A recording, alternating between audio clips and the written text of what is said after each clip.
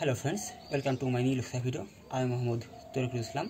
In this lecture video, we are going to learn differential coefficient from first principle অর্থাৎ mathematics 2 এর chapter 8 যেটা হলো আমাদের মূল নিয়মে অন্তরক সহগ নির্ণয় করা। তো দেখো এখানে আমাদের বলা হচ্ছে যে মূল নিয়মে x to the power n এর অন্তরক সহগ নির্ণয় করো। তো আমি আমার প্রিভিয়াস লেকচার ভিডিওতে তোমাদেরকে শিখিয়েছিলাম যে এই অধ্যায়ের ম্যাথ প্রবলেমগুলো সলভ করতে হলে আমাদের কী কী ফর্মুলা জানতে হবে। তো দেখো সেই ফর্মুলাগুলো আমি তোমাদেরকে প্রথমে শিখে নিয়েছিলাম এবং আমি বলেছিলাম যদি y = f(x) হয় এবং y যদি আমরা অন্তঃসহগ নির্ণয় করতে চাই তাহলে y অন্তঃসহগকে প্রকাশ করা হয় dy/dx দ্বারা এবং এটি ইকুয়াল টু হয় limit h tends to 0 f(x + h - f(x / h)। তাহলে দেখো আমরা এই ফর্মুলাটি ব্যবহার করেই এখন মূল নিয়মে অন্তরক সহগটি নির্ণয় করে ফেলব। তো এখানে আমার দেওয়া আছে f(x) = x to the power n।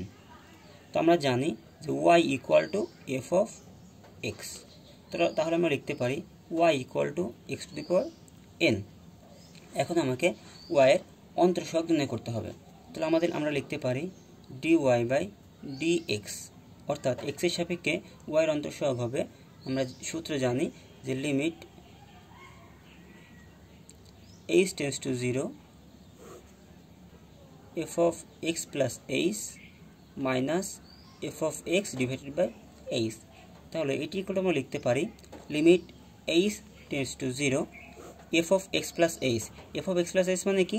f(x) ছিল x to the power n, তাহলে f(x + h) হবে x + h two the power n, কারণ আমরা জানি যে এখানে জাস্ট x এর পরিবর্তে x + h বসবে। তাহলে এখানে x এর পরিবর্তে আমি x + h বসাই তাহলে x + h two the power n minus f(x). f(x) equal to আমাদের ছিল x to the power n এবং নিচে আমার ছিল h।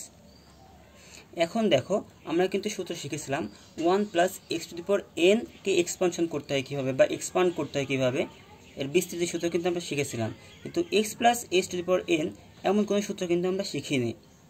তাহলে যদি 1 + x এই আকারে গঠন করতে চাই তাহলে দেখো এখানে আমার কি লাগবে 1 লাগবে, আর এখানে যে কোনো একটা জিনিস থাকলে সেটাকে আমরা x ধরে নিতে পারি। তো এখানে যদি 1 করতে চাই তাহলে কী করতে হবে, এখান থেকে আমার x কমন নিতে হবে। এখানে 1 করার জন্য এখন এখান থেকে আমি x কমন নিব।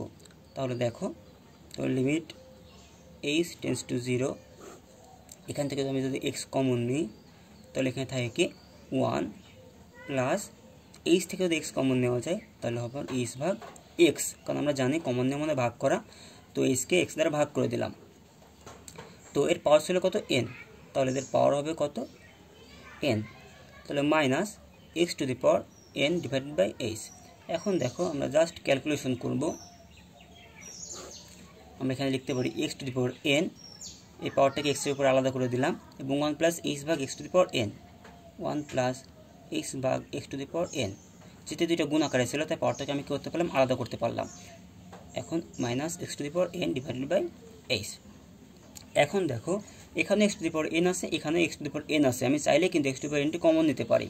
তাহলে এখন যদি আমি x to the power n common নিই তো limit h tends to 0 x to the power n common নিলে এখানে তো আমার থাকবে কি 1 + h/x two the power n, x to the power n common নিলে এখানে আমার থাকবে 1 + h/x two the power n এবং এখানে আমার থাকবে -1। ওকে, এখন দেখো আমাদের মেন উদ্দেশ্য ছিল a + x to the power n এই ফর্মুলা তৈরি করা, যেহেতু আমরা 1 + x to the power n এর সূত্র জানি।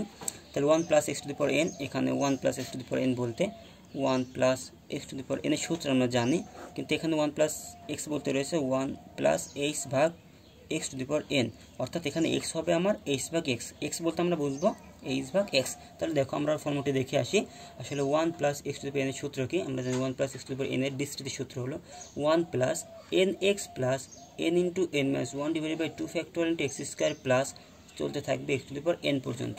ওকে, ফর্মুলাটা আমরা এখানে লিখি।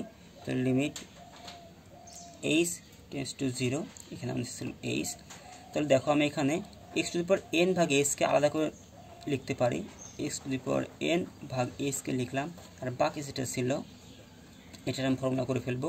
a + x to the power n এর ফর্মুলা হচ্ছে 1 + x to the power n এর ফর্মুলা হচ্ছে 1 + nx এন বলতে এন, এক্স বলতে এখানে রয়েছে এইচ ভাগ এক্স, তাহলে N X plus N into N minus one, তাহলে N into N minus one divided by 2 factorial into X square, X বলতে এখানে আমার হবে এইচ ভাগ এক্স, তাহলে হোল স্কোয়ার। এভাবে চলতে থাকবে কতক্ষণ পর্যন্ত? X to the power n পর্যন্ত, অর্থাৎ h divided by x to the power n পর্যন্ত চলতে থাকবে। দেন আমার লাস্টে ছিল কি -1, তাহলে আমি জাস্ট লাস্টে -1টা বসিয়ে দিলাম। ওকে, এখন দেখো এটা যেহেতু পুরোটার সঙ্গে গুণ আকারে আছে X to the power N ভাগ এইচ, তাহলে আমি চাইলে এটা কী করতে পারি? আগে নিয়ে আসতে পারি। তাহলে x to the power n divided by h, এটাকে যদি আমি আগে নিয়ে চলে আসি, এখন দেখো আমি চাইলেই, আচ্ছা আমি শুধু এক্স টু দি পাওয়ার এনকে আগে নিয়ে আসি, কারণ আমি এক্সকে কাটতে পারবো। শুধু এক্স টু দি পাওয়ার এনকে আগে নিয়ে আসলাম এবং লিমিট এইচ টেন্ডস টু 0 লিখলাম। এবার এখানে দেখো আমার থাকছে 1 ভাগ এইচ, তো 1 ভাগ এইচকে আমি রাখলাম। এখন দেখো এখানে এই যে 1 আর এই যে -1 এর কিন্তু আমরা কেটে দিতে পারি, +1 -1 কেটে দিতে পারি। এখন দেখো প্রতিটার সঙ্গে যতগুলো পদ এখন আমার আছে, প্রতিটা পদের সঙ্গে কিন্তু এইচ আছে, এইচ স্কোয়ার, এইচ কিউ, এটা চলতে আছে কত পর্যন্ত? X to the power n পর্যন্ত। তাহলে আমি কিন্তু এইচ কমন নিতে পারি। এখন যদি আমি এইচ কমন নিই, তাহলে আমি এখান থেকে এইচ কমন নিলাম, তাহলে আমার এখানে থাকবে কি? আচ্ছা সেকেন্ড ব্র্যাকেট তাহলে আমি পরে দিই, তাহলে আমার সুবিধা হবে। এখানে আমার 1 ভাগ এইচ ছিল, এখানে এইচ কমন নিলাম, তাহলে এখানে যদি আমি সেকেন্ড ব্র্যাকেট দিই, এখানে এইচ কমন নিলে এখানে আমার থাকছে এন ভাগ এক্স, এখানে আমি লিখলাম এন ভাগ এক্স প্লাস এখানে আমার থাকছে N into N minus 1 divided by 2 factorial into এখানে এইচ স্কোয়ার ভাগ এক্স স্কোয়ার, তাহলে আমরা লিখতে পারি এইচ ভাগ X square plus dot dot এখানে চলতে থাকবে কতক্ষণ পর্যন্ত S to the power N আসে। তাহলে S to the power N থেকে যদি এস কমন নিই, তাহলে থাকে আমার S to the power N minus 1 divided by x to the power কিন্তু এনই থাকে। এই তো এখন দেখো এই এইচ আমরা কাটতে পারি। দেন আমরা কি করতে পারি? এখানে X to the power N আছে, X to the power N লিখলাম। এখন আমরা এইচ টেন্ডস টু 0, অর্থাৎ এইচের ভ্যালু কিন্তু এখানে বসাতে পারি।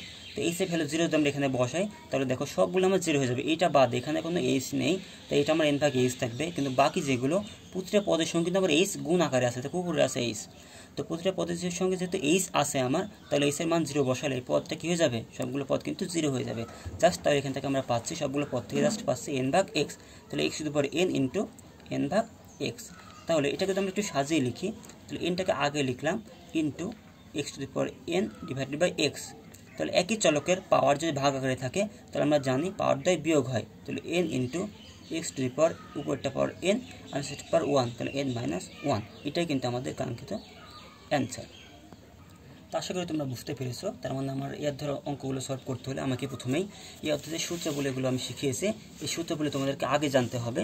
দেন অঙ্কগুলো, এই অধ্যায়ের প্রবলেমগুলো খুব ইজিলি তোমরা সলভ করতে পারবে জাস্ট এই সূত্রগুলো দ্বারা। তো আমি আমার পরবর্তী ভিডিওগুলো চেষ্টা করব বাকি প্রবলেমগুলো সলভ করার। আল্লাহ হাফিজ।